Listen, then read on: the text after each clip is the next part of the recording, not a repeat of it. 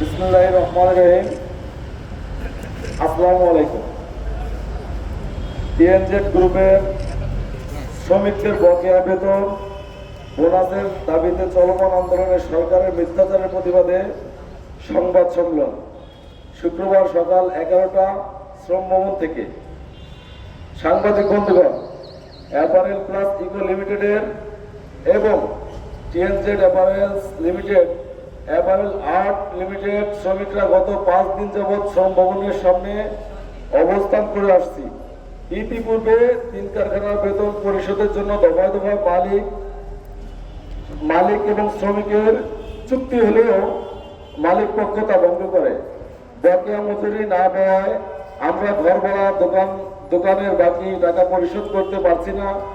অর্ধাহারে অনাহারে মানবতার জীবনযাপন করছি। দফায় দফায় বিভিন্ন কর্তৃপক্ষ ব্যর্থ হলে গত রবিবার সকাল থেকে রাজধানীর শ্রম ভবনের সামনে শান্তিপূর্ণ অবস্থান কর্মসূচি পালন করে এসেছি।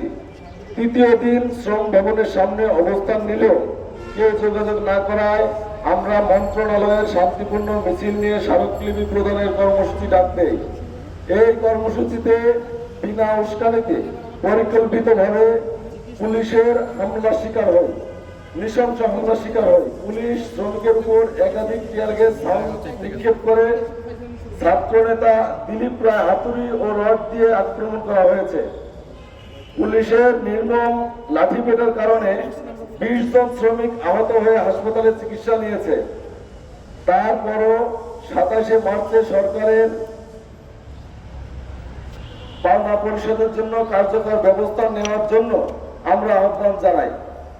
ইতিপূর্বে আমরা পাওনা আদায়ে গাজীপুরে ঢাকা ময়মনসিংহ মহাসড়ক অবরোধ করলে সরকার মালিক আমাদের সাথে চুক্তি করতে বাধ্য হয়। গতকাল পর্যন্ত শ্রম সচিব আমাদের নেতৃত্বকে আশ্বস্ত করেছিলেন যে 27 তারিখ দুপুরের মধ্যে আমাদের পাওনা পরিশোধের ব্যবস্থা নেবেন।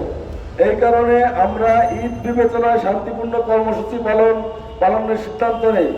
গতকাল দুপুর পর্যন্ত আমাদের নেতৃবৃন্দ দফায় দফায় যোগাযোগ করার পরেও তিনি ফোন ধরেননি এবং কোনো মেসেজ সিন করেননি।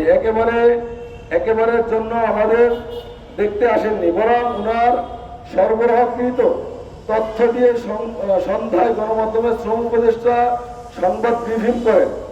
যা শোনার পর আন্দোলনরত শ্রমিকেরা ক্ষোভে হতাশায় ফেটে পড়ে, কারণ শ্রম উপদেষ্টার এই বক্তব্য মিথ্যা তথ্যে ভরপুর। বরং গ্রুপ ফ্যাক্টরির একটি কারখানা ইকোপ্লাস লিমিটেডের শ্রমিকদের সামান্য টাকা দিয়ে শ্রমিকদের মধ্যে বিভাজন তৈরির চক্রান্ত করা হয়। এই সংবাদ ব্রিফিং বিভ্রান্তিকর তথ্যের বিরুদ্ধে প্রকৃত সত্য দেশবাসীকে তুলে ধরার জন্য আমরা আপনাদেরকে আহ্বান জানাই। শ্রম উপদেষ্টার বক্তব্যের সাথে বাস্তব অবস্থার কোনো মিল নেই। তিনি গণমাধ্যমে দেশবাসীকে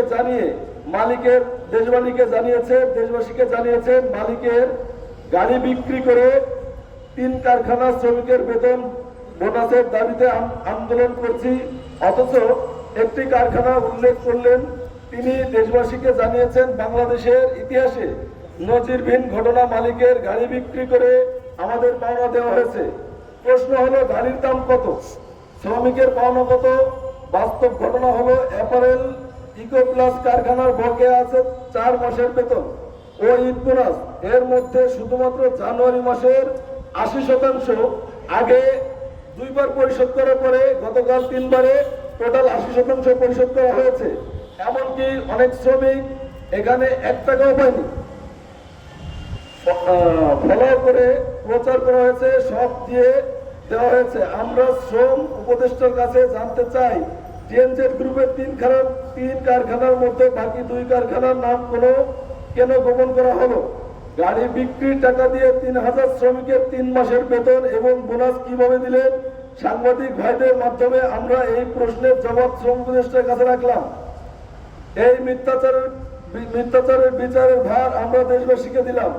প্রিয় সাংবাদিক ভাইয়েরা, শ্রমিকের আজ 5ম দিন ধরে ঘুম নাই, খাওয়া নাই, গোসল নাই, এভাবে দিনের পর দিন বসে থেকে শ্রমিকদের ধৈর্যের ভাব ভেঙে গেছে। পরিবার পরিজন আমাদের দিকে তাকিয়ে আছে।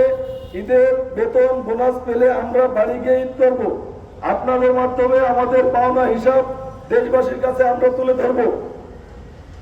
এক টিএমজেড এভারেজ লিমিটেড শ্রমিক সংখ্যা 2100, ফেব্রুয়ারি মাসের বেতন 3,47,41,000 টাকা, মার্চ মাসের বেতন 3,47,41,000 টাকা, ঈদ বোনাস 1,69,40,000 টাকা, 1,69,40,000 টাকা। 2 অ্যাপারেল ইকো প্লাস শ্রমিক কর্মচারীর সংখ্যা 826 জন, জানুয়ারি বেতন 1,43,00,000 টাকা, ফেব্রুয়ারি বেতন 1,43,00,000 টাকা, মার্চ মাসের বেতন 1,43,00,000 টাকা, ঈদ বোনাস 70 লক্ষ টাকা, ছুটির টাকা 1,25,00,000 টাকা, খোরাকি ভাতা 60 লক্ষ টাকা, মোট 6,75,00,000 টাকা বকেয়া আছে। গতকাল দেওয়া হয়েছে 1,05,00,000 টাকা। অ্যাপারেল আর্ট লিমিটেড মোট শ্রমিক 240 জন, ডিসেম্বর মাসের বেতন 40,82,000 টাকা, ডিসেম্বর 2024, জানুয়ারি 2025 বেতন 41,15,000 টাকা, ফেব্রুয়ারির বেতন 41,57,000 টাকা, মার্চ মাসের বেতন 41,62,000 টাকা, ঈদ বোনাস 24,21,000 টাকা, ছুটির পাওনা